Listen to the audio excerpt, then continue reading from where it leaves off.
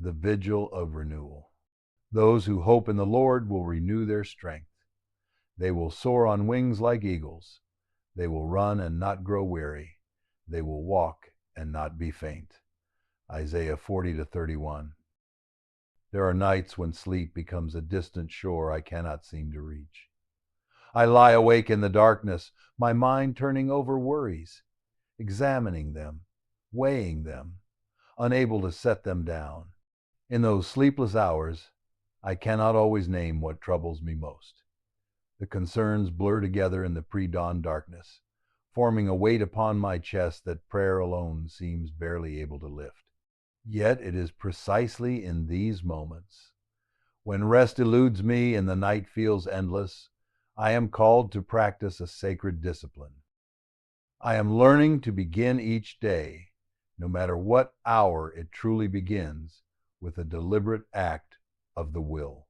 Before my feet touch the floor, before I raise my weary head from the pillow that has cradled my restless thoughts, I pause, and in that pause, I choose to cry out to God.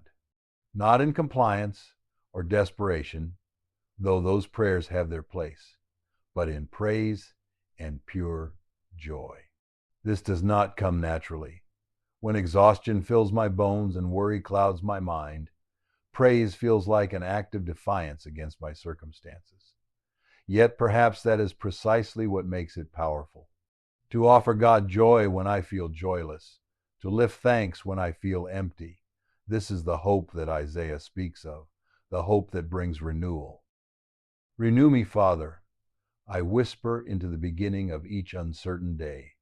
Give me the strength to soar, to run, to walk. For I have learned that God's renewal comes in stages, meeting us exactly where we are. There are seasons when He lifts us on eagle's wings, carrying us above the storm with effortless grace. There are times when He strengthens us to run with endurance through the valleys we must cross.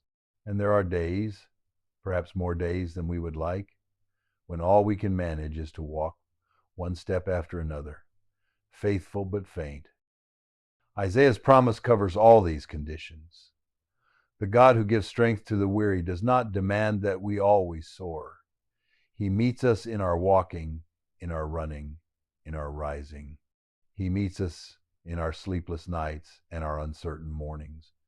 And when we place our hope in Him and not in favorable circumstances, not in the resolution of the world's ills, He renews us from within. This is the paradox of hope. It does not eliminate our trials, but it transforms our capacity to endure them.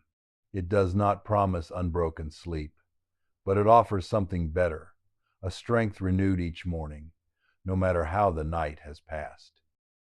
So I rise, still weary perhaps, still concerned, still carrying the weight of those I love. But I rise with hope, and in that hope I find wings I did not know I possessed. Just Larry,